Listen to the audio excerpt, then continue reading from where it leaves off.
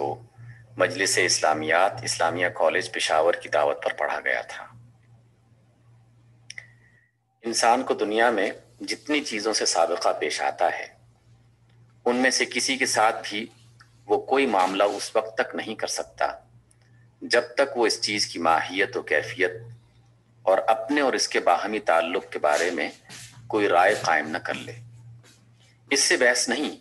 کہ وہ رائے بجائے خود صحیح ہو یا غلط، مگر بہرحال اسے ان امور کے متعلق کوئی نہ کوئی رائے قائم کرنی ضروری ہوتی ہے، اور جب تک وہ کوئی رائے قائم نہیں کر لیتا یہ فیصلہ نہیں کر سکتا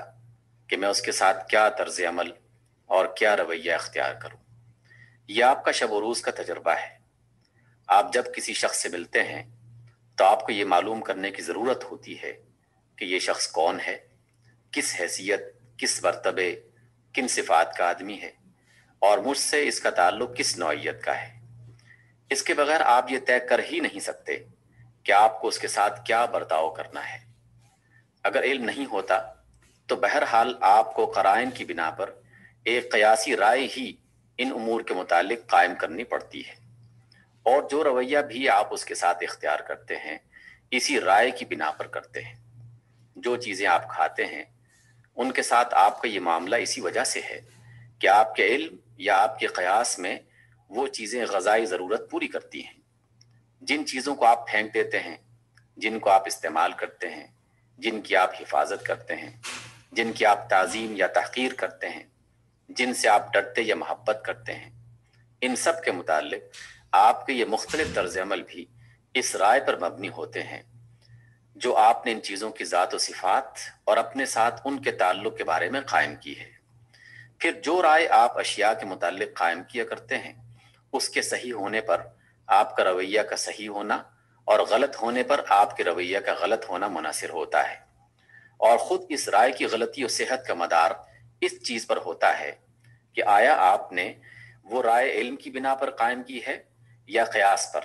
یا وہم پر یا محض مشاہدہ حسی پر۔ مثلا ایک بچہ آگ کو دیکھتا ہے اور مجرد مشاہدہ حسی کی بنا پر یہ رائے قائم کرتا ہے کہ یہ بڑا خوبصورت چمکدار کھلونا ہے، چنانچہ اس رائے کے نتیجے میں اس سے یہ طرز عمل ظاہر ہوتا ہے کہ وہ اسے اٹھانے کے لیے ہاتھ بڑھا دیتا ہے۔ ایک دوسرا شخص اسی آگ کو دیکھ کر وہم سے یا قیاس سے یہ رائے قائم کرتا ہے کہ اس کے اندر الوہیت ہے یا یہ الوہیت کا مظہر ہے، چنانچہ اس رائے کی بنا پر وہ فیصلہ کرتا ہے کہ اس کے ساتھ میرا رویہ یہ ہونا چاہیے کہ میں اس کے آگے سر نیاز جھکا دوں۔ ایک تیسرا شخص اسی آگ کو دیکھ کر اس کی ماہیت اور اس کی صفات کی تحقیق کرتا ہے اور علم و تحقیق کی بنا پر یہ رائے قائم کرتا ہے کہ یہ پکانے اور جلانے اور تپانے والی ایک چیز ہے، اور میرے ساتھ اس کا تعلق وہ ہے جو ایک مخدوم کے ساتھ خادم کا تعلق ہوتا ہے۔ چنانچہ اس رائے کی بنا پر آگ کو نہ کھلونا بناتا ہے نہ معبود، بلکہ اس سے حسب موقع پکانے اور جلانے اور تپانے کی خدمت لیتا ہے۔ ان مختلف رویوں میں سے بچے اور آتش پرست کے رویے جاہلیت کے رویے ہیں، کیونکہ بچے کی یہ رائے کہ آگ محض کھلونا ہے تجربہ سے غلط ثابت ہو جاتی ہے، اور آتش پرست کی یہ رائے کہ آگ خود الہ ہے یا مظہر الوہیت ہے کسی ثبوت علمی پر مبنی نہیں بلکہ محض قیاس و وہم پر مبنی ہے۔ بخلاف اس کے آگ سے خدمت لینے والے کا رویہ علمی رویہ ہے، کیونکہ آگ کے متعلق اس کی رائے علم پر مبنی ہے۔ زندگی کے بنیادی مسائل۔ اس مقدمہ کو ذہن نشین کرنے کے بعد اب ذرا اپنی نظر کو جزیات سے کلیات پر پھیلائیے۔ انسان اس دنیا میں اپنے آپ کو موجود پاتا ہے۔ اس کے پاس ایک جسم ہے جس میں بہت سی قوتیں بھری ہوئی ہیں۔ اس کے سامنے زمین و آسمان کی ایک عظیم الشان بساط پھیلی ہوئی ہے جس میں بے حد و حساب اشیاء ہیں، اور وہ ان اشیاء سے کام لینے کی قدرت اپنے اندر پاتا ہے۔ اس کے گرد و پیش بہت سے انسان، جانور، نباتات، جمادات وغیرہ ہیں، اور ان سب سے اس کی زندگی وابستہ ہے۔ اب کیا آپ کے نزدیک یہ بات قابل تصور ہے کہ وہ ان چیزوں کے ساتھ کوئی رویہ اختیار کر سکتا ہے کہ جب تک پہلے خود اپنے بارے میں، ان تمام موجودات کے بارے میں اور اس کے ساتھ اپنے تعلق کے بارے میں کوئی رائے قائم نہ کر لے؟ کیا وہ اپنی زندگی کے لیے کوئی راستہ اختیار کر سکتا ہے جب تک یہ طے نہ کر لے کہ میں کون ہوں، کیا ہوں،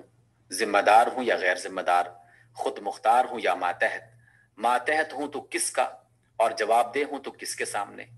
میری اس دنیاوی زندگی کا کوئی معال ہے یا نہیں، اور ہے تو کیا ہے، اس طرح کیا وہ اپنی قوتوں کے لیے کوئی مصرف تجویز کر سکتا ہے؟ جب تک اس سوال کا فیصلہ نہ کر لے کہ یہ جسم اور جسمانی قوتیں اس کے اپنے ملک ہیں یا کسی کا عطیہ ہے، ان کا حساب کوئی لینے والا ہے یا نہیں، اور ان کے استعمال کا ضابطہ اسے خود متعین کرنا ہے یا کسی اور کو، اسی طرح کیا وہ اپنے گرد و پیش کی اشیاء کے متعلق کوئی طرز عمل اختیار کر سکتا ہے جب تک اس امر کا تعین نہ کر لے کہ ان اشیاء کا مالک وہ خود ہے یا کوئی اور، ان پر اس کے اختیارات محدود ہیں یا غیر محدود، اور محدود ہیں تو حدود مقرر کرنے والا کون ہے،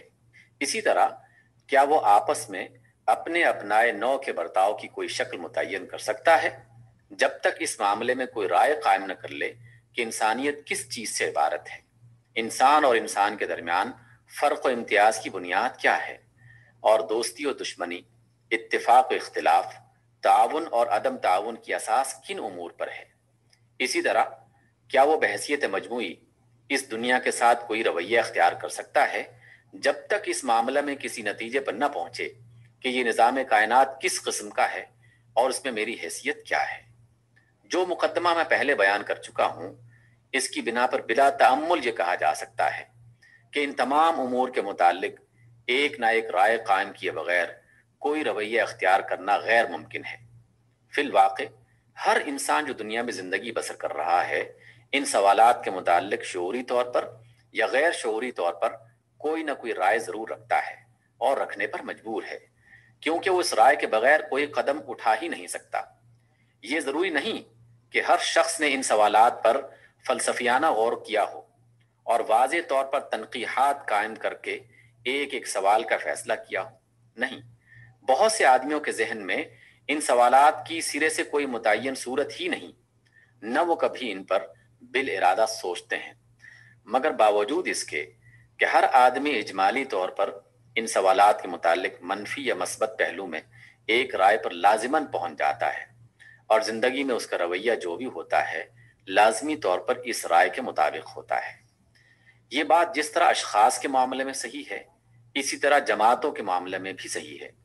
چونکہ یہ سوالات انسانی زندگی کے بنیادی سوالات ہیں۔ اس لیے کسی نظام تمدن و تہذیب اور کسی ہیئت اجتماعی کے لیے کوئی لائحہ عمل بن ہی نہیں سکتا جب تک کہ ان سوالات کا کوئی جواب متعین نہ کر لیا جائے، اور ان کا جواب جو بھی متعین کیا جائے گا اسی کے لحاظ سے اخلاق کا ایک نظریہ قائم ہوگا، اسی کی نوعیت کے مطابق زندگی کے مختلف شعبوں کی تشکیل ہوگی، اور فی الجملہ پورا تمدن ویسا ہی رنگ اختیار کرے گا جیسا اس جواب کا مقتضا ہوگا۔ در حقیقت اس معاملے میں کوئی تخالف ممکن ہی نہیں ہے، خواہ ایک شخص کا رویہ ہو یا ایک سوسائٹی کا، بہرحال یہ ٹھیک وہی نوعیت اختیار کرے گا جو ان سوالات کے جوابات کی نوعیت ہوگی۔ حتیٰ کہ اگر آپ چاہیں تو ایک شخص یا ایک جماعت کے رویے کا تجزیہ کر کے بآسانی یہ معلوم کر سکتے ہیں کہ اس رویے کے تہ میں زندگی کے ان بنیادی سوالات کا کون سا جواب کام کر رہا ہے، کیونکہ یہ بات قطعی محال ہے کہ کسی شخصی یا اجتماعی رویے کی نوعیت کچھ ہو اور ان سوالات کے جواب کی نوعیت کچھ اور ہو۔ اختلاف زبانی دعوے اور واقعی رویے کے درمیان تو ضرور ہو سکتا ہے، لیکن ان سوالات کا جو جواب در حقیقت نفس کے اندر متمکن ہے اس کی نوعیت میں ہرگز کوئی اختلاف نہیں ہو سکتا۔ اچھا، اب ہمیں ایک قدم اور آگے بڑھنا چاہیے۔ زندگی کے یہ بنیادی مسائل ہیں جن کے متعلق آپ نے ابھی سنا کہ ان کا کوئی حل اپنے ذہن میں متعین کیے بغیر آدمی دنیا میں ایک قدم نہیں چل سکتا۔ اپنی حقیقت کے اعتبار سے یہ سب امور غیب سے تعلق رکھتے ہیں، ان کا کوئی جواب افق پر لکھا ہوا نہیں کہ ہر انسان دنیا میں آتے ہی ان کو پڑھ لے، اور ان کا کوئی جواب ایسا بدیہی نہیں کہ ہر انسان کو خود بخود معلوم ہو جائے۔ اسی وجہ سے ان کا کوئی ایک حل نہیں ہے جس پر سارے انسان متفق ہوں، بلکہ ان کے بارے میں ہمیشہ انسانوں کے درمیان اختلاف رہا ہے، اور ہمیشہ مختلف انسان مختلف طریقوں سے ان کو حل کرتے رہے ہیں۔ اب سوال یہ ہے کہ ان کو حل کرنے کی کیا کیا صورتیں ممکن ہیں، کیا کیا صورتیں دنیا میں اختیار کی گئی ہیں، اور ان مختلف صورتوں سے جو حل نکلتے ہیں وہ کس قسم کے ہیں؟ ان کے حل کی ایک صورت یہ ہے کہ آدمی اپنے حواس پر اعتماد کرے اور حواس سے جیسا کچھ محسوس ہوتا ہے اسی کی بنا پر ان امور کے متعلق ایک رائے قائم کر لے۔ دوسری صورت یہ ہے کہ مشاہدہ حسی کے ساتھ وہم و قیاس کو ملا کر ایک نتیجہ اخذ کیا جائے۔ تیسری صورت یہ ہے کہ پیغمبروں نے حقیقت کا براہ راست علم رکھنے کا دعویٰ کرتے ہوئے ان مسائل کا جو حل بیان کیا ہے اس کو قبول کر لیا جائے۔ دنیا میں اب تک ان مسائل کے حل کی یہی 3 صورتیں اختیار کی گئی ہیں، اور غالباً یہی 3 صورتیں ممکن بھی ہیں کہ ان میں سے ہر صورت ایک جداگانہ طریقے سے ان مسائل کو حل کرتی ہے۔ ہر ایک حل سے ایک خاص قسم کا رویہ وجود میں آتا ہے اور ایک خاص نظام اخلاق اور نظام تمدن بنتا ہے جو اپنی بنیادی خصوصیات میں دوسرے تمام حلوں کے پیدا کردہ رویوں سے مختلف ہوتا ہے۔ اب میں دکھانا چاہتا ہوں کہ ان مختلف طریقوں سے ان مسائل کے کیا حل نکلتے ہیں اور ہر ایک حل کس قسم کا رویہ پیدا کرتا ہے۔ خالص جاہلیت۔ حواس پر اعتماد کر کے جب انسان ان مسائل کے متعلق کوئی رائے قائم کرتا ہے تو اس طرز فکر کی عین فطرت کے تقاضے سے وہ اس نتیجے پر پہنچتا ہے کہ کائنات کا یہ سارا نظام ایک اتفاقی ہنگامہ اور وجود و ظہور ہے جس کے پیچھے کوئی مصلحت اور مقصد نہیں، یوں ہی بن گیا ہے، یوں ہی چل رہا ہے، یوں ہی بے نتیجہ ختم ہو جائے گا، اس کا کوئی مالک نظر نہیں آتا، لہٰذا وہ یا تو ہے ہی نہیں یا اگر ہے تو انسان کی زندگی سے اس کا کوئی تعلق نہیں۔ انسان ایک قسم کا جانور ہے جو شاید اتفاقاً پیدا ہو گیا ہے، کچھ خبر نہیں کہ اس کو کس نے پیدا کیا یا یہ خود پیدا ہو گیا ہے۔ بہرحال یہ سوال خارج از بحث ہے، ہم صرف اتنا جانتے ہیں کہ زمین پر پایا جاتا ہے، کچھ خواہشیں رکھتا ہے جنہیں پورا کرنے کے لیے اس کی طبیعت اندر سے زور کرتی ہے، کچھ قوا اور کچھ آلات رکھتا ہے جو ان خواہشوں کی تکمیل کا ذریعہ بن سکتے ہیں، اور ان کے گرد و پیش زمین کے دامن پر بے حد و حساب سامان پھیلا ہوا ہے جس پر یہ اپنے قوا اور آلات کو استعمال کر کے اپنی خواہشات کی تکمیل کر سکتا ہے، اور اس کی قوتوں کا کوئی مصرف اس کے سوا نہیں ہے کہ یہ اپنی خواہشات و ضروریات زیادہ سے زیادہ کمال کے ساتھ پورا کرے، اور دنیا کی کوئی حیثیت اس کے سوا نہیں ہے کہ وہ ایک خانہ یغما ہے جو اس کے لیے پھیلا ہوا ہے، انسان اس پر ہاتھ مارے، کوئی صاحب امر نہیں جس کے سامنے اس نے جواب دینا ہے، اور نہ کوئی علم کا منبع اور ہدایت کا سرچشمہ موجود ہے جہاں سے انسان کو اپنی زندگی کا قانون مل سکتا ہے۔ لہٰذا انسان ایک خود مختار اور غیر ذمہ دار ہستی ہے۔ اپنے لیے ضابطہ و قانون بنانا اور اپنی قوتوں کا مصرف تجویز کرنا اور موجودات کے ساتھ اپنے طرز عمل کا تعین کرنا اس کا اپنا کام ہے۔ اس کے لیے اگر کوئی ہدایت ہے تو جانوروں کی زندگی میں، پتھروں کی سرگزشت میں یا خود اپنی تاریخ کے تجربات میں ہے، اور یہ اگر کسی کے سامنے جواب دہ ہے تو آپ اپنے سامنے یا اس اقتدار کے سامنے ہے جو خود انسانوں ہی میں سے پیدا ہو کر افراد پر مستولی ہو جائے۔ زندگی جو کچھ ہے یہی دنیاوی زندگی ہے، اور اعمال کے سارے نتائج اسی زندگی کی حد تک ہیں، لہٰذا صحیح اور غلط، مفید اور مضر، قابل اخذ اور قابل ترک ہونے کا فیصلہ صرف انہی نتائج کے لحاظ سے کیا جائے گا جو اس دنیا میں ظاہر ہوتے ہیں۔ یہ ایک پورا نظریہ حیات ہے جس میں انسانی زندگی کے تمام بنیادی مسائل کا جواب حسی مشاہدہ پر دیا گیا ہے، اور اس جواب کا ہر جز دوسرے جز کے ساتھ کم از کم ایک منطقی ربط، ایک مزاجی موافقت ضرور رکھتا ہے جس کی وجہ سے انسان دنیا میں ایک ہموار و یکساں رویہ اختیار کر سکتا ہے، قطع نظر اس کے کہ یہ جواب اور اس سے پیدا ہونے والا رویہ بجائے خود صحیح ہو یا غلط۔ اب اس رویے پر ایک نگاہ ڈالیے جو اس جواب کی بنا پر آدمی دنیا میں اختیار کرتا ہے۔ انفرادی زندگی میں اس نقطۂ نگاہ کا لازمی نتیجہ یہ ہے کہ انسان اول سے لے کر آخر تک خود مختارانہ اور غیر ذمہ دارانہ طرز عمل اختیار کر لے۔ وہ اپنے آپ کو اپنے جسم اور اپنی جسمانی قوتوں کا مالک سمجھے، اس لیے اپنے حسب منشا جس طرح چاہے گا انہیں استعمال کرے گا۔ دنیا کی جو چیزیں اس کے قبضہ قدرت میں آئیں گی اور جن انسانوں پر اس کو اقتدار حاصل ہوگا ان سب کے ساتھ وہ اس طرح کا برتاؤ کرے گا جیسے کہ وہ ان کا مالک ہے۔ اس کے اختیارات کو محدود کرنے والی چیز صرف قوانین قدرت کی حدیں اور اجتماعی زندگی کی ناگزیر بندشیں ہوں گی۔ خود اس کے لیے اپنے نفس میں کوئی ایسا اخلاقی احساس، ذمہ داری کا احساس یا کسی باز پرس کا خوف نہ ہوگا جو اسے شتر بے مہار ہونے سے روکتا ہو۔ جہاں خارجی رکاوٹیں نہ ہوں اور جہاں وہ ان رکاوٹوں کے علی الرغم کام کرنے پر قادر ہو،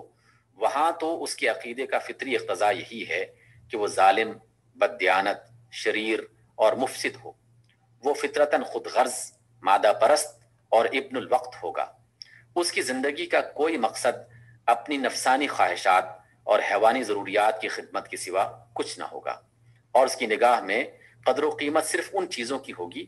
جو اس کے اس مقصد زندگی کے لیے کوئی قیمت رکھتی ہوں گی۔ افراد میں یہ سیرت و کردار پیدا ہونا اسی عقیدے کا فطری اور منطقی نتیجہ ہے۔ بے شک یہ ممکن ہے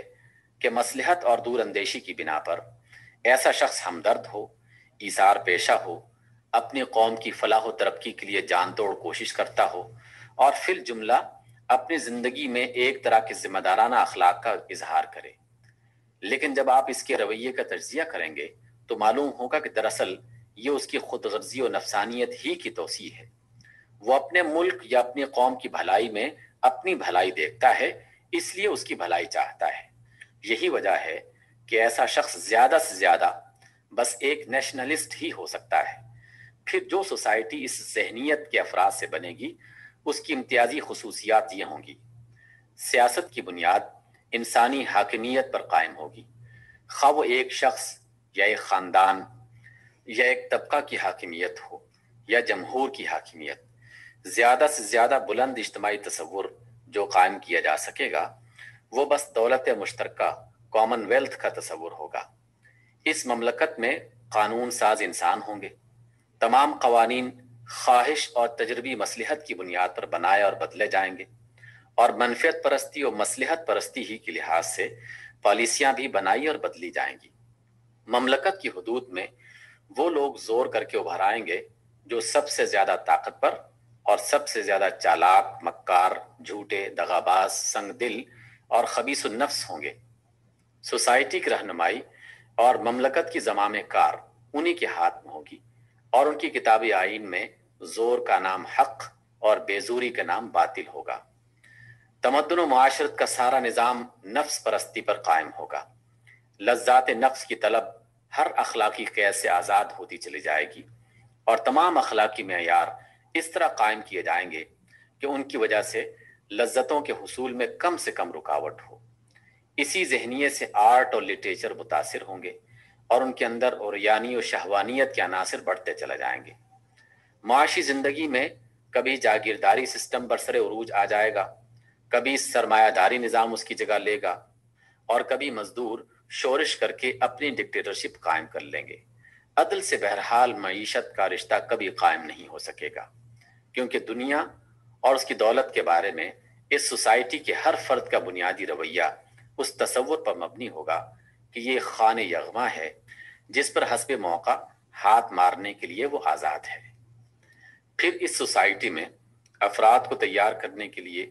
تعلیم و تربیت کا جو نظام ہوگا، اس کا مزاج بھی اسی تصور حیات اور اسی رویے کے مناسب حال ہوگا۔ اس میں ہر نئی آنے والی نسل کو دنیا اور انسان اور دنیا میں انسان کی حیثیت کے متعلق وہی تصور دیا جائے گا جس کی تشریح میں نے اوپر کی ہے۔ تمام معلومات خواہ وہ کسی شعبہ علم سے متعلق ہوں، ان کو ایسی ہی ترتیب کے ساتھ دی جائیں گی کہ آپ سے آپ ان کے ذہن میں زندگی کا تصور یہ پیدا ہو جائے، اور پھر ساری تربیت اسی ڈھنگ کی ہوگی کہ وہ زندگی میں یہی رویہ اختیار کرنے اور اسی طرز کی سوسائٹی میں کھپ جانے کے لیے تیار ہوں۔ اس تعلیم و تربیت کی خصوصیات کے متعلق مجھے آپ سے کچھ کہنے کی ضرورت نہیں، کیونکہ آپ لوگوں کو اس کا ذاتی تجربہ ہے۔ جن درسگاہوں میں آپ تعلیم پا رہے ہیں وہ سب اسی نظریے پر قائم کی گئی ہیں، اگرچہ ان کا نام اسلامیہ کالج اور مسلم یونیورسٹی وغیرہ ہیں۔ یہ رویہ جس کی تشریح میں نے ابھی آپ کے سامنے کی ہے، خالص جاہلیت کا رویہ ہے۔ اس کی نوعیت وہی ہے جو اس بچے کے رویے کی نوعیت ہے جو محض حسی مشاہدے پر اعتماد کر کے آگ کو ایک خوبصورت کھلونا سمجھتا ہے۔ فرق صرف یہ ہے کہ اس مشاہدے کی غلطی فوراً تجربے سے ظاہر ہو جاتی ہے، کیونکہ جس آگ کو کھلونا سمجھ کر وہ دست اندازی کا یہ رویہ اختیار کرتا ہے وہ گرم آگ ہوتی ہے، ہاتھ لاتے ہی فوراً بتا دیتی ہے کہ میں کھلونا نہیں ہوں۔ بخلاف اس کے یہاں مشاہدے کی غلطی بڑی دیر سے کھلتی ہے،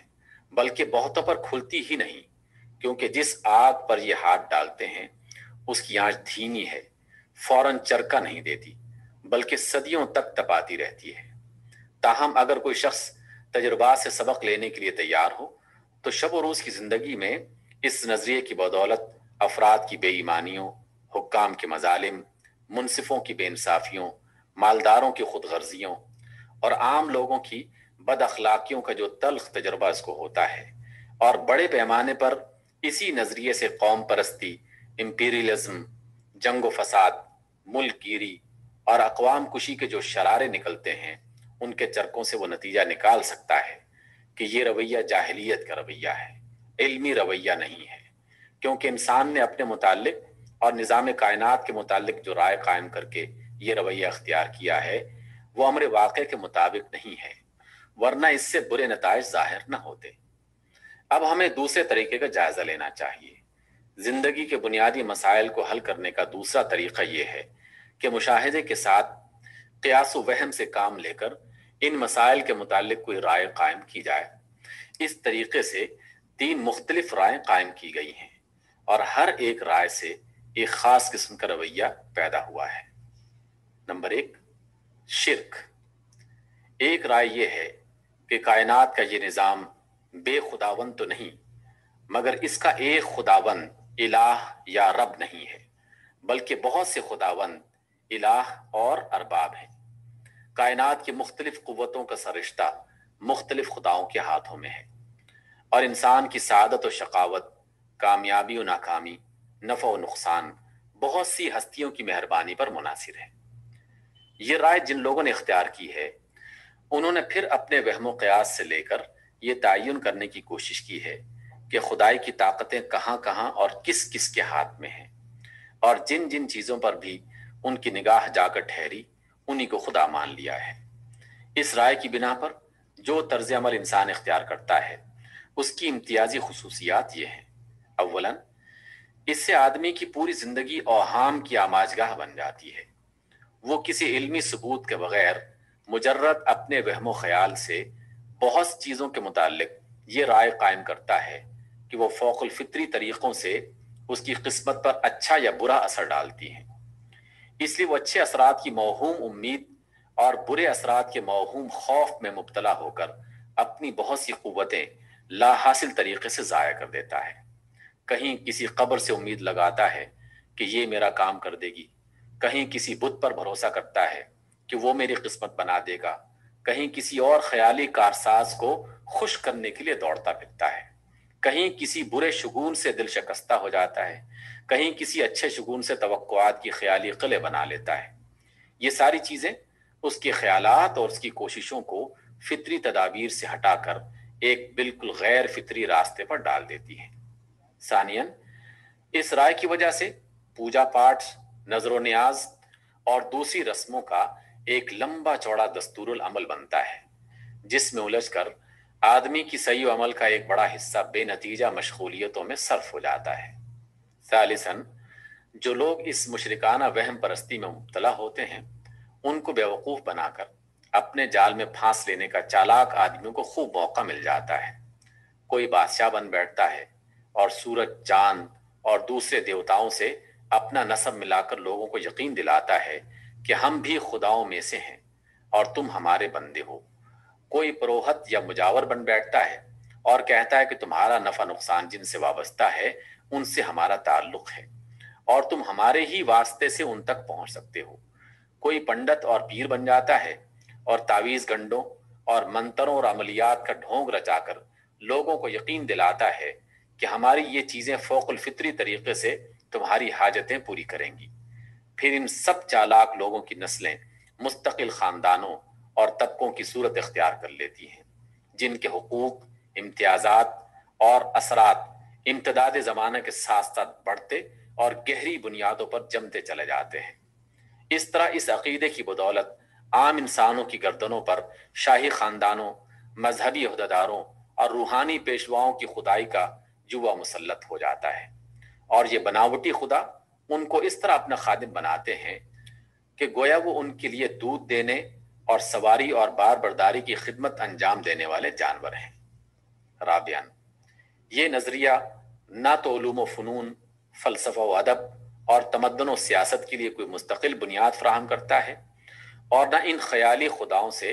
انسانوں کو کسی قسم کی ہدایت ہی ملتی ہے کہ اس کی پابندی کرے۔ ان خداؤں سے تو انسان کا تعلق صرف اس حد تک محدود رہتا ہے کہ یہ ان کی مہربانی و اعانت حاصل کرنے کے لیے بس عبودیت کے چند مراسم ادا کر دے۔ باقی رہے زندگی کے معاملات تو ان کے متعلق قوانین اور ضوابط بنانا اور عمل کے طریقے معین کرنا انسان کا اپنا کام ہوتا ہے۔ اس طرح مشرک سوسائٹی عملاً انہی سب راہوں پر چلتی ہے جن کا ذکر خالص جاہلیت کے سلسلے میں ابھی آپ کو بتا چکا ہوں۔ وہی اخلاق، وہی اعمال، وہی طرز تمدن، وہی سیاست، وہی نظام معیشت اور وہی علم و ادب۔ ان تمام حیثیتوں سے شرک کے رویے اور خالص جاہلیت کے رویے میں کوئی اصولی فرق نہیں ہوتا۔ نمبر 2، رہبانیت۔ دوسری رائے جو مشاہدے کے ساتھ قیاس و وہم کو ملا کر قائم کی گئی ہے وہ یہ ہے کہ دنیا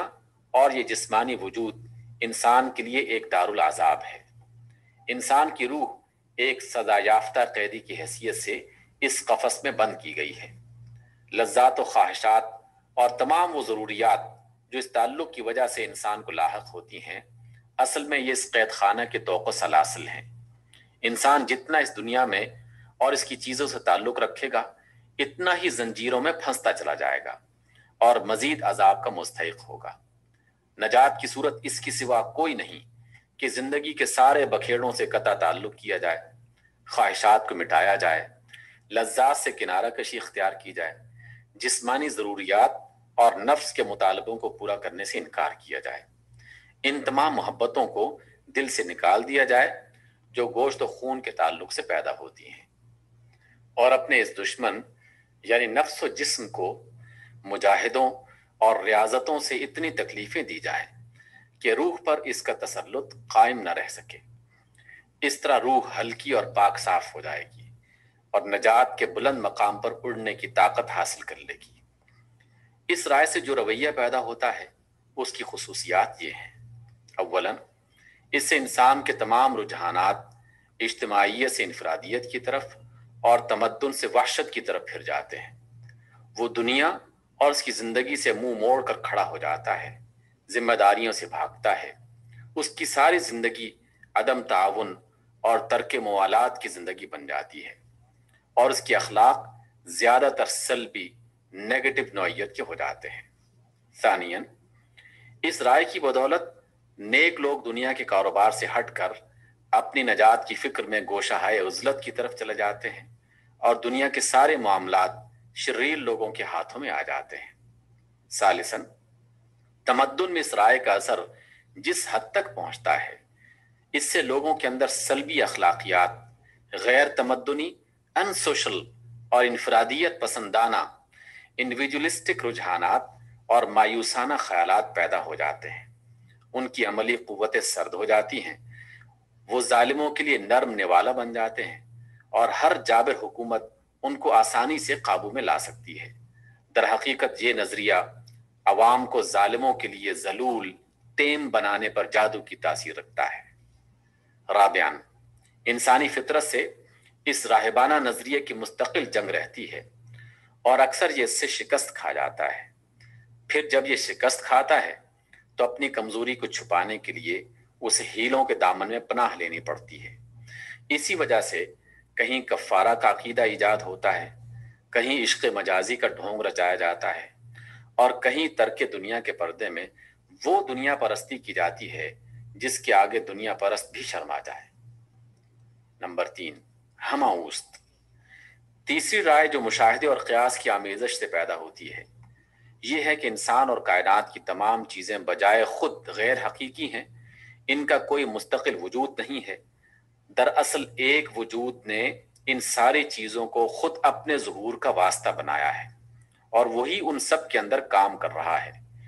تفصیلات میں اس نظریے کی بے شمار صورتیں ہیں، مگر ان ساری تفصیلات کے اندر قدر مشترک یہی ایک خیال ہے کہ تمام موجودات ایک ہی وجود کا ظہور خارجی ہیں اور دراصل موجود وہی ہے، باقی کچھ نہیں۔ اس نظریے کی بنا پر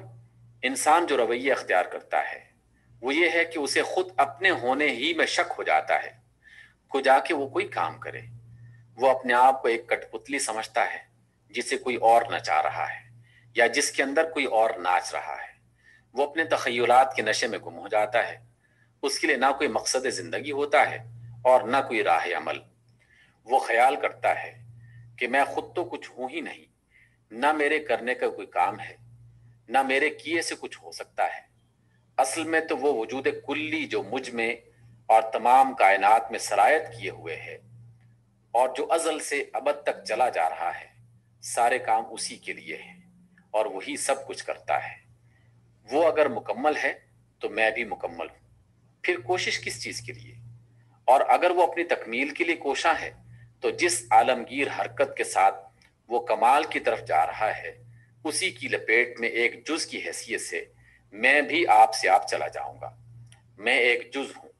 مجھے کیا خبر کہ کل کدھر جا رہا ہے اور کدھر جانا چاہتا ہے۔ اس طرز خیال کے عملی نتائج قریب قریب وہی ہیں جو ابھی میں نے راہبانہ نظریے کے سلسلے میں بیان کیے ہیں، بلکہ بعض حالات میں اس رائے کو اختیار کرنے والے کا طرز عمل ان لوگوں کے رویے سے ملتا جلتا ہے جو خالص جاہلیت کے نظریے اختیار کیے ہوئے ہیں، کیونکہ یہ اپنی خواہشات کے ہاتھ میں اپنی باغیں دے دیتا ہے اور پھر جدھر خواہشات لے جاتی ہیں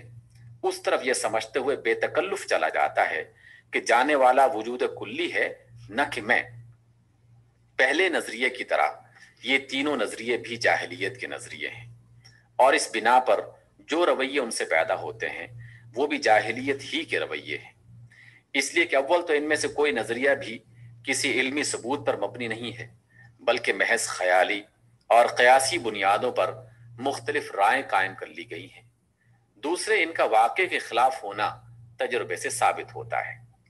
اگر ان میں کوئی رائے بھی امر واقع کے مطابق ہوتی تو اس کے مطابق عمل کرنے سے برے نتائج تجربے میں نہ آتے۔ جب آپ دیکھتے ہیں کہ ایک چیز کو جہاں کہیں انسان نے کھایا اس کے پیٹ میں درد ضرور ہوا، تو اس تجربے سے آپ یہ نتیجہ نکال سکتے ہیں کہ فی الواقع معدے کی ساخت اور اس کی طبیعت سے یہ چیز مطابقت نہیں رکھتی۔ بالکل اسی طرح جب یہ حقیقت ہے کہ شرک، رہبانیت اور وجودیت کے نظریے اختیار کرنے سے انسان کو بحیثیت مجموعی نقصان ہی پہنچا، تو یہ بھی اس امر کا ثبوت ہے کہ ان میں سے کوئی نظریہ بھی واقعہ اور حقیقت کے مطابق نہیں ہے۔ اسلام۔ اب ہمیں تیسری صورت کو لینا چاہیے جو زندگی کے ان بنیادی مسائل کے متعلق رائے قائم کرنے کی آخری صورت ہے، اور وہ یہ ہے کہ پیغمبروں نے ان مسائل کا جو حل پیش کیا ہے اسے قبول کیا جائے۔ اس طریقہ کی مثال بالکل ایسی ہے جیسے کسی اجنبی مقام پر آپ ہوں اور آپ کو خود اس مقام کے متعلق کوئی واقفیت نہ ہو، تو آپ کسی دوسرے شخص سے دریافت کریں اور اس کی رہنمائی میں وہاں کی سیر کریں۔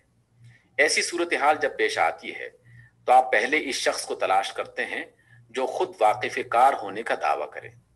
پھر آپ قرائن سے اس امر کا اطمینان کرنے کی کوشش کرتے ہیں کہ وہ شخص قابل اعتماد ہے یا نہیں، پھر آپ اس کی رہنمائی میں چل کر دیکھتے ہیں، اور جب تجربے سے یہ ثابت ہو جاتا ہے کہ اس کی فراہم کردہ معلومات کے مطابق جو عمل آپ نے کیا اس سے کوئی برا نتیجہ نہیں نکلا، تو آپ کو پورا اطمینان ہو جاتا ہے کہ واقعی وہ شخص واقف کار تھا اور اس جگہ کے متعلق جو معلومات اس نے دی تھی وہ صحیح تھی۔ یہ ایک علمی طریقہ ہے، اور اگر کوئی دوسرا طریقہ علمی ممکن نہ ہو تو پھر رائے قائم کرنے کے لیے یہی ایک صحیح طریقہ ہو سکتا ہے۔ اب دیکھیے، دنیا آپ کے لیے ایک اجنبی جگہ ہے، آپ کو نہیں معلوم کہ اس کی حقیقت کیا ہے، اس کا انتظام کس قسم کا ہے، کس آئین پر یہ کارخانہ چل رہا ہے، اس کے اندر آپ کی حیثیت کیا ہے، اور یہاں آپ کے لیے کیا رویہ مناسب ہے۔ آپ نے پہلے یہ رائے قائم کی کہ جیسا بظاہر نظر آتا ہے اصل حقیقت بھی وہی ہے۔ آپ نے اس رائے پر عمل کیا، پھر نتیجہ غلط نکلا۔ پھر آپ نے قیاس اور گمان کی بنا پر مختلف رائیں قائم کی اور ہر ایک پر عمل کر کے دیکھا، مگر ہر صورت میں نتیجہ غلط ہی رہا۔ اس کے بعد آخری صورت یہی ہے کہ آپ پیغمبروں کی طرف رجوع کریں۔ یہ لوگ واقف کار ہونے کا دعویٰ کرتے ہیں، ان کے حالات کی جتنی چھان بین بھی کی جاتی ہے ان سے معلوم ہوتا ہے کہ نہایت سچے، نہایت امین، نہایت نیک، نہایت بے غرض اور نہایت صحیح الدماغ لوگ ہیں۔ لہٰذا بادی النظر میں ان پر اعتماد کرنے کے لیے کافی وجہ موجود ہے۔ اب صرف یہ دیکھنا باقی رہ جاتا ہے کہ دنیا کے متعلق اور دنیا میں آپ کی حیثیت کے متعلق جو معلومات وہ دیتے ہیں وہ کہاں تک لگتی ہوئی ہے، ان کے خلاف کوئی عملی ثبوت تو نہیں ہے، اور ان کے مطابق جو رویہ دنیا میں اختیار کیا گیا وہ تجربے سے کیسا ثابت ہوا۔ اگر تحقیق سے ان تینوں باتوں کا جواب بھی اطمینان بخش نکلے تو ان کی رہنمائی پر ایمان لے آنا چاہیے اور زندگی میں وہی رویہ اختیار کرنا چاہیے جو اس نظریے کے مطابق ہو۔ جیسا کہ میں نے عرض کیا کہ پچھلی جاہلیت کے طریقوں کے مقابلے میں یہ طریقہ علمی طریقہ ہے، اور اگر اس علم کے آگے آدمی سر تسلیم خم کر دے، اگر خود سری اور خود رائے کو چھوڑ کر اس علم کا اتباع کرے اور اپنے رویے کو انہی حدود کا پابند کر دے جو اس علم نے قائم کی ہیں، تو اسی طریقے کا نام اسلامی طریقہ ہے۔ انبیاء کا نظریہ کائنات و انسان۔ پیغمبر کہتے ہیں یہ سارا عالم ہست و بود جو انسان کے گرد و پیش پھیلا ہوا ہے اور جس کا ایک جز انسان بھی ہے، کوئی اتفاقی ہنگامہ نہیں بلکہ ایک منظم باضابطہ سلطنت ہے۔ اللہ نے اس کو بنایا ہے، وہی اس کا مالک ہے اور وہی اس کا اکیلا حاکم ہے۔ یہ ایک کلی نظام، ٹوٹیلیٹیرین سسٹم ہے جس میں تمام اختیارات مرکزی اقتدار کے ہاتھ پہ ہیں۔ اس مقتدر اعلیٰ کے سوا یہاں کسی کا حکم نہیں چلتا۔ تمام قوتیں جو نظام عالم میں کام کر رہی ہیں اسی کے زیر حکم ہیں، اور کسی کی مجال نہیں ہے کہ اس کے حکم سے سرتابی کر سکے یا اس کے اذن کے بغیر اپنے اختیار سے کوئی حرکت کرے۔ اس ہمہ گیر سسٹم کے اندر کسی کی خود مختاری اور غیر ذمہ داری کے لیے کوئی جگہ نہیں، نہ فطرتاً ہو سکتی ہے۔ انسان یہاں پیدائشی رعیت، بورن سبجیکٹ ہے۔ رعیت ہونا اس کی مرضی پر موقوف نہیں ہے بلکہ یہ رعیت ہی پیدا ہوا ہے، اور رعیت کے سوا کچھ اور ہونا اس کے امکان میں نہیں ہے۔ لہٰذا یہ خود اپنے لیے طریق زندگی وضع کرنے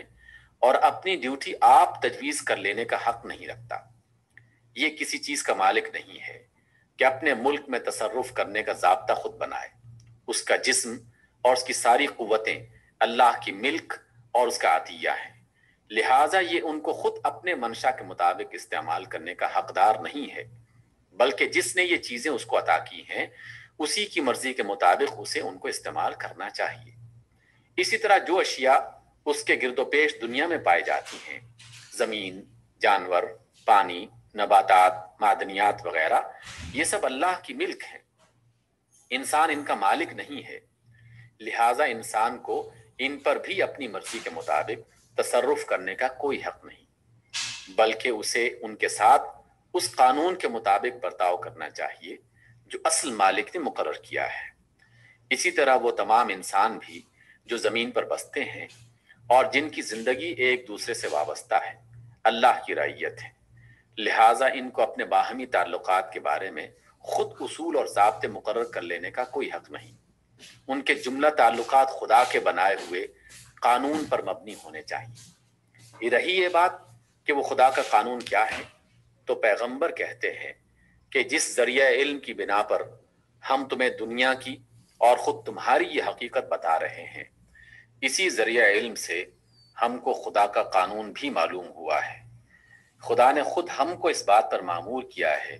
کہ یہ علم تم تک پہنچا دیں، لہٰذا تم ہم پر اعتماد کرو، ہمیں اپنے بادشاہ کا نمائندہ تسلیم کرو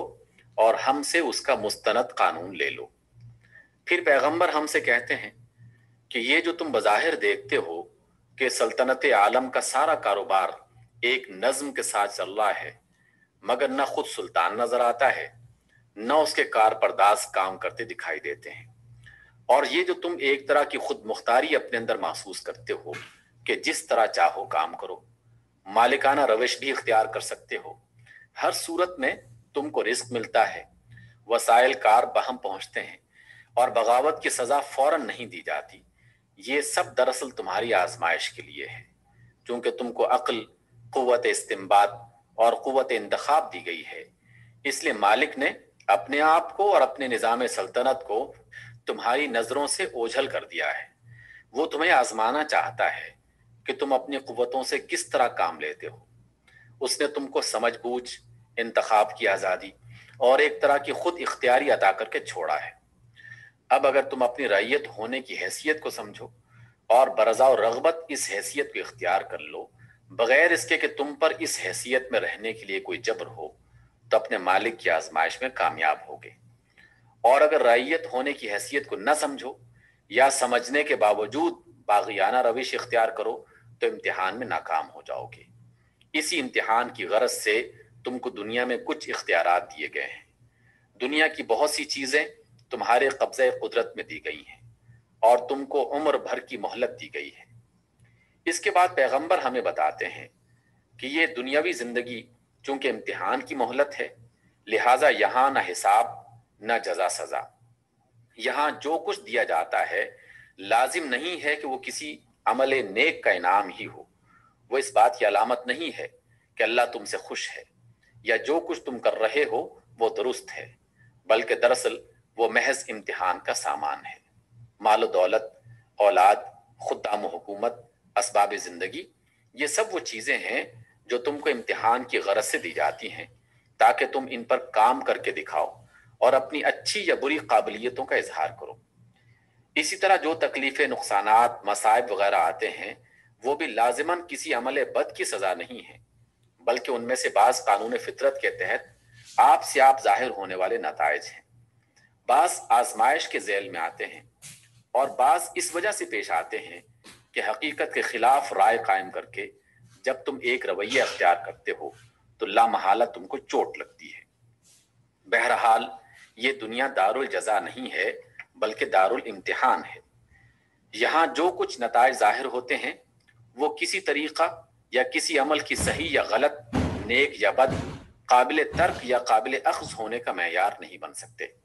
اصل معیار آخرت کے نتائج ہیں۔ مہلت کی زندگی ختم ہونے کے بعد ایک دوسری زندگی ہے جس میں تمہارے پورے کارنامے کو جانچ کر فیصلہ کیا جائے گا کہ تم امتحان میں کامیاب ہوئے یا ناکام۔ اور وہاں جس چیز پر کامیابی و ناکامی کا انحصار ہے وہ یہ ہے کہ اولاً تم نے اپنی قوت نظر و استدلال کے صحیح استعمال سے اللہ تعالیٰ کے حاکم حقیقی ہونے اور اس کی طرف سے آئی ہوئی تعلیم و ہدایت کے من جانب اللہ ہونے کو پہچانا یا نہیں، اور ثانیاً اس حقیقت سے واقف ہونے کے بعد آزادی انتخاب رکھنے کے باوجود تم نے اپنی رضا و رغبت سے اللہ کی حاکمیت اور اس کے حکم شرعی کے سامنے سر تسلیم خم کیا یا نہیں۔ نظریہ اسلامی کی تنقید۔ دنیا اور انسان کے متعلق یہ نظریہ جو پیغمبروں نے پیش کیا ایک مکمل نظریہ ہے۔ اس کے تمام اجزاء میں ایک منطقی ربط ہے، کوئی جز دوسرے جز سے متناقض نہیں ہے۔ اس سے تمام واقعات عالم کی پوری توجیہ اور آثار کائنات کی پوری تعبیر ملتی ہے۔ کوئی ایک چیز بھی مشاہدہ یا تجربہ میں ایسی نہیں آتی جس کی توجیہ اس نظریے سے نہ کی جا سکتی ہو۔ لہٰذا یہ ایک علمی نظریہ ہے۔ علمی نظریہ کی جو تعریف بھی کی جائے وہ اس پر صادق آتی ہے۔ پھر کوئی مشاہدہ یا تجربہ آج تک ایسا نہیں ہوا جس سے یہ نظریہ ٹوٹ جاتا ہو، لہٰذا یہ اپنی جگہ قائم ہے۔ ٹوٹے ہوئے نظریات میں اس کو شمار نہیں کیا جا سکتا۔ پھر نظام عالم کا جو مشاہدہ ہم کرتے ہیں اس سے یہ نظریہ نہایت اغلب نظر آتا ہے۔ کائنات میں جو زبردست تنظیم پائی جاتی ہے اس کو دیکھ کر یہ کہنا زیادہ قرین دانش ہے کہ اس کا کوئی ناظم ہے بنسبت اس کے کہ کوئی ناظم نہیں ہے۔ اسی طرح اس تنظیم کو دیکھ کر یہ نتیجہ نکالنا زیادہ معقول ہے کہ یہ مرکزی نظام ہے اور ایک ہی مختار کل اس کا ناظم ہے بنسبت اس کے کہ یہ لامرکزی نظام ہے اور بہت سے ناظموں کے ماتحت چل رہا ہے۔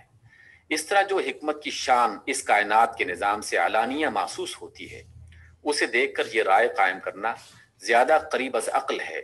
کہ یہ حکیمانہ اور با مقصد نظام ہے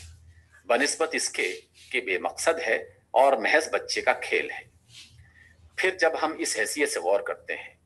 کہ اگر واقعی یہ نظام کائنات ایک سلطنت ہے اور انسان اس نظام کا ایک جز ہے تو یہ بات ہم کو سراسر معقول معلوم ہوتی ہے کہ اس نظام میں انسان کی خود مختاری اور غیر ذمہ داری کے لیے کوئی جگہ نہیں ہونی چاہیے۔ اس لحاظ سے یہ ہم کو نہایت معقول، موسٹ ریزنیبل نظریہ معلوم ہوتا ہے۔ پھر جب ہم عملی نقطۂ نظر سے دیکھتے ہیں تو یہ بالکل ایک قابل عمل نظریہ ہے۔ زندگی کی ایک پوری اسکیم ہمارے تمام تفصیلات کے ساتھ اس نظریے پر مبنی ہے۔ فلسفہ اور اخلاق کے لیے، علوم و فنون کے لیے، صلح اور جنگ اور بین الاقوامی تعلقات کے لیے، غرض زندگی کے ہر پہلو اور ہر ضرورت کے لیے یہ ایک مستقل بنیاد فراہم کرتا ہے، اور کسی شعبہ زندگی میں بھی انسان کو اپنا رویہ متعین کرنے کے لیے اس نظریے سے باہر جانے کی ضرورت پیش نہیں آتی۔ اب ہمیں صرف یہ دیکھنا باقی رہ گیا ہے کہ اس نظریے سے دنیا کی زندگی میں کس قسم کا رویہ بنتا ہے اور اس کے نتائج کیا ہیں۔ انفرادی زندگی میں یہ نظریہ دوسرے جاہلی نظریات کے برعکس ایک نہایت ذمہ دارانہ اور نہایت منضبط رویہ، ڈسپلن پیدا کرتا ہے۔ اس نظریے پر ایمان لانے کے معنی یہ ہیں کہ آدمی اپنے جسم اور اس کی طاقتوں اور دنیا اور اس کی چیزوں کو بھی اپنے ملک سمجھ کر خود مختارانہ استعمال نہ کرے، بلکہ خدا کی ملک سمجھ کر صرف اس کے قانون کی پابندی میں استعمال کرے۔ ہر چیز کو جو اسے حاصل ہے خدا کی امانت سمجھے، اور یہ سمجھتے ہوئے اس میں تصرف کرے کہ مجھے اس امانت کا پورا حساب دینا ہے، اور حساب بھی اس کو دینا ہے کہ جس کی نظر سے میرا کوئی فعل بلکہ کوئی دل میں چھپا ہوا ارادہ تک پوشیدہ نہیں ہے۔ ظاہر ہے کہ ایسا شخص ہر حال میں ایک ضابطے کا پابند ہوگا۔ وہ خواہشات کی بندگی میں کبھی شتر بے مہار نہیں بن سکتا، وہ ظالم اور خائن نہیں ہو سکتا، اس کی سیرت پر کامل اعتماد کیا جا سکتا ہے، وہ ضابطہ کی پابندی کے لیے کسی خارجی دباؤ کا محتاج نہیں ہوتا، اس کے اپنے نفس میں ایک زبردست اخلاقی انضباط پیدا ہو جاتا ہے جو اسے ان مواقع پر راستی اور حق پر قائم رکھتا ہے، جو اسے کسی دنیاوی طاقت کی باز پرس کا خطرہ نہیں ہو سکتا۔ یہ خدا کا خوف اور امانت کا احساس وہ چیز ہے جس سے بڑھ کر سوسائٹی کو قابل اعتماد افراد فراہم کرنے کا کوئی دوسرا ذریعہ تصور میں نہیں آ سکتا۔ مزید برآں یہ نظریہ آدمی کو نہ صرف سعی و جہد کا آدمی بناتا ہے،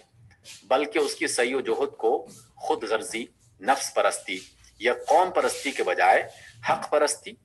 اور بلند تر اخلاقی مقاصد کی راہ میں لگا دیتا ہے۔ جو شخص اپنے متعلق یہ رائے رکھتا ہو کہ میں دنیا میں بیکار نہیں آیا ہوں، بلکہ خدا نے مجھے کام کے لیے یہاں بھیجا ہے، اور میری زندگی اپنے لیے یا اپنے دوسرے متعلقین کے لیے نہیں بلکہ اس کام کے لیے ہے جس میں خدا کی رضا ہے، اور میں یوں ہی چھوڑا نہ جاؤں گا بلکہ مجھ سے پورا حساب لیا جائے گا، میں نے اپنے وقت کا اور اپنی قوتوں کا کتنا اور کس طرح استعمال کیا، ایسے شخص سے زیادہ کوشش کرنے والا اور نتیجہ خیز اور صحیح کوشش کرنے والا آدمی اور کوئی نہیں ہو سکتا۔ لہٰذا یہ نظریہ ایسے بہتر افراد پیدا کرتا ہے کہ ان سے بہتر انفرادی رویے کا تصور کرنا مشکل ہے۔ اب اجتماعی پہلو میں دیکھیے، سب سے پہلے تو یہ نظریہ انسانی اجتماعیت کی بنیاد بدل دیتا ہے۔ اس نظریہ کی روح سے تمام انسان خدا کی رعیت ہے۔ رعیت ہونے کی حیثیت سے سب کے حقوق یکساں، سب کی حیثیت یکساں اور سب کے لیے مواقع یکساں۔ کسی شخص، کسی خاندان، کسی طبقہ، کسی قوم، کسی نسل کے لیے دوسرے انسانوں پر کسی قسم کی برتری اور فوقیت ہے نہ امتیازی حقوق۔ اس طرح انسان پر انسان کی حاکمیت اور فضیلت کی جڑ کٹ جاتی ہے، اور تمام خرابیاں یکلخت دور ہو جاتی ہیں جو بادشاہی، جاگیرداری، برہمنیت اور پاپائیت اور آمریت سے پیدا ہوتی ہے۔ پھر یہ چیز قبیلے، قوم، نسل، وطن اور رنگ کے تعصبات کا بھی خاتمہ کر دیتی ہے، جن کی بدولت دنیا میں سب سے زیادہ خون ریزیاں ہوئی ہیں۔ اس نظریے کی روح سے تمام روئے زمین خدا کی ملک ہے، تمام انسان آدم کی اولاد اور خدا کے بندے ہیں، اور فضیلت کی بنیاد نسل و نسب، مال و دولت یا رنگ کی سفیدی و سرخی پر نہیں بلکہ اخلاق کی پاکیزگی اور خدا کے خوف پر ہے۔ جو سب سے زیادہ خدا سے ڈرنے والا اور اصلاح و تقوی پر عمل کرنے والا ہے وہی سب سے افضل ہے۔ اسی طرح انسان اور انسان کے درمیان اجتماعی ربط و تعلق یا فرق و امتیاز کی بنیاد بھی اس نظریے میں کلیتاً تبدیل کر دی گئی ہے۔ انسان نے اپنی ایجاد سے جن چیزوں کو اجتماع و افتراق کی بنا ٹھہرایا ہے وہ انسانیت کو بے شمار حصوں میں تقسیم کرتی ہیں، اور ان حصوں کے درمیان ناقابل عبور دیواریں کھڑی کر دیتی ہیں، کیونکہ نسل یا قوم یا وطنیت یا رنگ وہ چیزیں نہیں ہیں جن کو آدمی تبدیل کر سکتا ہو اور ایک گروہ میں سے دوسرے گروہ میں جا سکتا ہو۔ برعکس اس کے یہ نظریہ انسان اور انسان کے درمیان اجتماع و افتراق کی بنیاد خدا کی بندگی اور اس کے قانون کی پیروی میں رکھتا ہے۔ جو لوگ مخلوقات کی بندگی چھوڑ کر خدا کی بندگی اختیار کر لیں اور خدا کے قانون کو اپنی زندگی کا واحد قانون تسلیم کر لیں وہ سب ایک جماعت ہیں، اور جو ایسا نہ کرے وہ دوسری جماعت۔ اس طرح تمام اختلافات مٹ کر صرف ایک اختلاف باقی رہ جاتا ہے، اور وہ اختلاف بھی قابل عبور ہے، کیونکہ ہر وقت ایک شخص کے لیے ممکن ہے کہ وہ اپنا عقیدہ اور طرز زندگی بدل دے اور ایک جماعت سے دوسری جماعت میں چلا جائے۔ اس طرح اگر دنیا میں کوئی عالمگیر بین الاقوامی برادری بننی ممکن ہے تو اسی نظریے پر بن سکتی ہے۔ دوسرے تمام نظریات انسانیت کو پھاڑنے والے ہیں، جمع کرنے والے نہیں۔ ان تمام اصلاحات کے بعد جو سوسائٹی اس نظریے پر بنتی ہے اس کی ذہنیت، اسپرٹ اور اجتماعی تعمیر بالکل بدلی ہوئی ہوتی ہے۔ اس میں اسٹیٹ انسان کی حاکمیت پر نہیں بلکہ خدا کی حاکمیت پر بنتا ہے۔ حکومت خدا کی ہوتی ہے، قانون خدا کا ہوتا ہے، انسان صرف خدا کے ایجنٹ کی حیثیت سے کام کرتا ہے۔ یہ چیز اول تو ان تمام خرابیوں کو دور کر دیتی ہے جو انسان پر انسان کی حکومت اور انسان کی قانون سازی سے پیدا ہوتی ہے۔ پھر ایک عظیم الشان فرق جو اس نظریے پر اسٹیٹ بننے سے واقع ہو جاتا ہے وہ یہ ہے کہ اسٹیٹ کے پورے نظام میں عبادت اور تقوی کی اسپرٹ پھیل جاتی ہے۔ راعی اور رعیت دونوں یہ سمجھتے ہیں کہ ہم خدا کی حکومت میں ہیں اور ہمارا معاملہ براہ راست اس خدا سے ہے جو عالم الغیب والشہادہ ہے۔ ٹیکس دینے والا یہ سمجھ کر ٹیکس دیتا ہے کہ وہ خدا کو ٹیکس دے رہا ہے، اور ٹیکس لینے والے اور اس ٹیکس کو خرچ کرنے والے یہ سمجھتے ہوئے کام کرتے ہیں کہ یہ مال خدا کا مال ہے اور ہم امین کی حیثیت سے کام کر رہے ہیں۔ ایک سپاہی سے لے کر ایک جج اور گورنر تک ہر کارندہ حکومت اپنی ڈیوٹی اسی ذہنیت کے ساتھ انجام دیتا ہے جس ذہنیت کے ساتھ وہ نماز پڑھتا ہے۔ دونوں کام اس کے لیے یکساں عبادت ہیں، اور دونوں میں وہی ایک تقوی اور خشیت کی روح درکار ہے۔ باشندے اپنے اندر سے جن لوگوں کو خدا کی نیابت کا کام انجام دینے کے لیے چنتے ہیں ان میں سب سے پہلے جو صفت تلاش کی جاتی ہے وہ خوف خدا اور امانت و صداقت کی صفت ہے۔ اس طرح سطح پر وہ لوگ ابھر کے آتے ہیں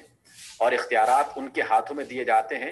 جو سوسائٹی میں سب سے بہتر اخلاق کے حامل ہوتے ہیں۔ تمدن و معاشرت میں بھی یہ نظریہ تقوی اور طہارت اخلاق کی یہی اسپرٹ پھیلا دیتا ہے۔ اس میں نفس پرستی کے بجائے خدا پرستی ہوتی ہے۔ ہر ایک انسان اور دوسرے انسان کے درمیان خدا کا واسطہ حائل ہوتا ہے، اور خدا کا قانون دونوں کے تعلقات کو منضبط کرتا ہے۔ یہ قانون چونکہ اس نے بنایا ہے جو تمام نفسانی خواہشات اور ذاتی اغراض سے پاک ہے اور علیم و حکیم بھی ہے، اس لیے اس میں فتنے کا ہر دروازہ اور ظلم کا ہر راستہ بند کر دیا گیا ہے، اور انسانی فطرت کے ہر پہلو اور اس کی ہر ضرورت کی رعایت کی گئی ہے۔ یہاں اتنا موقع نہیں کہ میں اس پوری اجتماعی عمارت کا نقشہ پیش کروں جو اس نظریے پر بنتی ہے، مگر جو کچھ میں نے بیان کیا ہے اس سے آپ اندازہ کر سکتے ہیں کہ پیغمبروں نے جو نظریہ کائنات و انسان پیش کیا ہے وہ کس قسم کا رویہ پیدا کرتا ہے اور اس کے نتائج کیا ہیں اور کیا ہو سکتے ہیں۔ پھر یہ بات بھی نہیں کہ یہ محض کاغذ پر ایک خیالی نقشہ ہو، بلکہ تاریخ میں اس نظریے پر ایک اجتماعی نظام اور ایک سٹیٹ بنا کر دکھایا جا چکا ہے، اور تاریخ شاہد ہے کہ جیسے افراد اس نظریے پر تیار کیے گئے تھے نہ اس سے بہتر افراد کبھی روئے زمین پر پائے گئے، اور نہ اس اسٹیٹ سے بہتر کوئی اسٹیٹ انسان کے لیے رحمت ثابت ہوا۔ اس کے افراد میں اپنی اخلاقی ذمہ داری کا احساس اتنا بڑھ گیا تھا کہ ایک صحرائی عورت کو زنا سے حمل ہو جاتا ہے، وہ جانتی ہے کہ میرے لیے اس جرم کی سزا سنگ ساری جیسی ہولناک سزا ہے، مگر وہ خود چل کر آتی ہے اور درخواست کرتی ہے کہ اس پر سزا نافذ کی جائے۔ اس سے کہا جاتا ہے کہ وضع حمل کے بعد آئی ہو، اور بغیر کسی مچلقہ و ضمانت کے اسے چھوڑ دیا جاتا ہے۔ وضع حمل کے بعد وہ پھر صحرا سے آتی ہے اور سزا دیے جانے کی درخواست کرتی ہے۔ اس سے کہا جاتا ہے کہ بچے کو دودھ پلا، اور جب دودھ پلانے کی مدت ختم ہو جائے تب آ جانا۔ پھر وہ صحرا کی طرف واپس چلی جاتی ہے اور کوئی پولیس کی نگرانی اس پر نہیں ہوتی۔ رضاعت کی مدت ختم ہونے کے بعد وہ پھر آ کر التجا کرتی ہے کہ اب اسے سزا دے کر اس گناہ سے پاک کر دیا جائے جو اس سے سرزد ہو چکا۔ چنانچہ اسے سنسار کر دیا جاتا ہے، اور جب وہ مر جاتی ہے تو اس کے لیے دعائے رحمت کی جاتی ہے۔ اور جب ایک شخص کی زبان سے اس کے حق میں اتفاقاً یہ کلمہ نکل جاتا ہے کہ کیسی بے حیا عورت تھی، تو جواب میں فرمایا جاتا ہے کہ خدا کی قسم اس نے ایسی توبہ کی ہے کہ اگر ناجائز محصول لینے والا بھی ایسی توبہ کرتا تو بخش دیا جاتا۔ یہ تو اس سوسائٹی کے افراد کا حال تھا، اور اس سوسائٹی کا حال یہ تھا کہ جس حکومت کی آمدنی کروڑوں روپے تک پہنچی ہوئی تھی،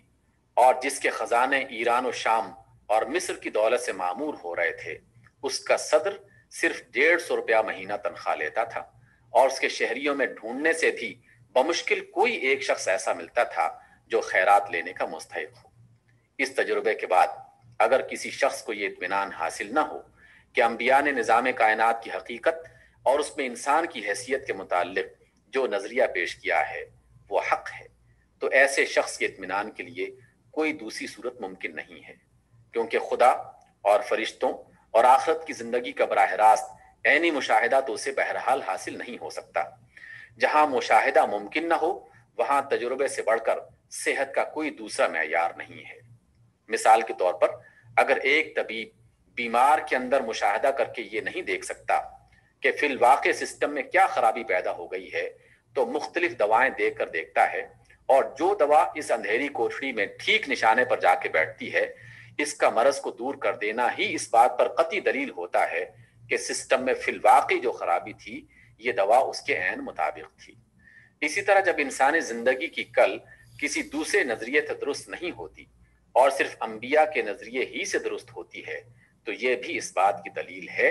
کہ یہ نظریہ حقیقت کے مطابق ہے۔ فی الواقع یہ کائنات اللہ کی سلطنت ہے، اور واقعی اس زندگی کے بعد ایک زندگی ہے جس میں انسان کو اپنے کارنامہ حیات دنیاوی کا حساب دینا ہے۔